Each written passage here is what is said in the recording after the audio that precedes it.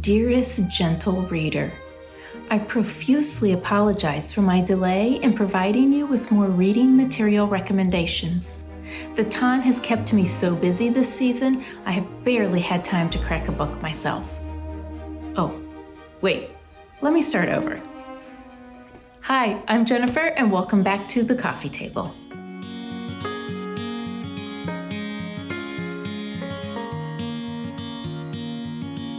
Since I was very young, I have loved reading a good mystery novel. I started with Nancy Drew, of course, and moved on to Agatha Christie's Hercule Poirot series. I love Sherlock Holmes and the Cat Who books, and of course I even love the board game Clue. I've been thinking about why I like mystery books so much, and I came to some conclusions.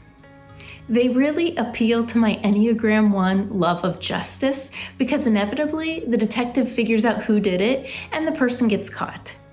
I also love trying to guess or figure it out as I read. And finally, the mysteries I gravitate towards are usually in a series. I love really getting to know the characters and seeing them develop and grow and knowing when I finish a book, there's another one waiting. All of this to introduce you to my favorite current series by Louise Penny. I just finished book 13, Glass Houses, and she just finished writing book 20, so I have several more to go to catch up. The series centers around a small eastern Canadian village called Three Pines.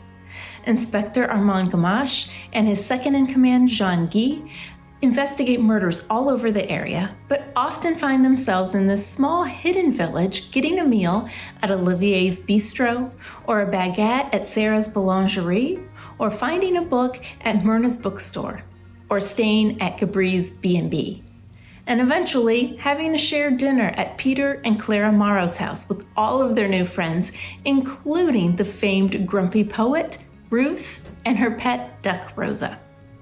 It's easy to fall in love with all of these characters because of their friendships with each other and because they are so human. None of these characters are perfect, they all have weaknesses, they all make mistakes, but they all support and forgive each other. And none of the main characters in this series are super religious. In fact, because of all of the evil they have seen, some struggle to have any faith at all. But in these stories, when someone really wants to find peace, you'll find them sitting in the village church.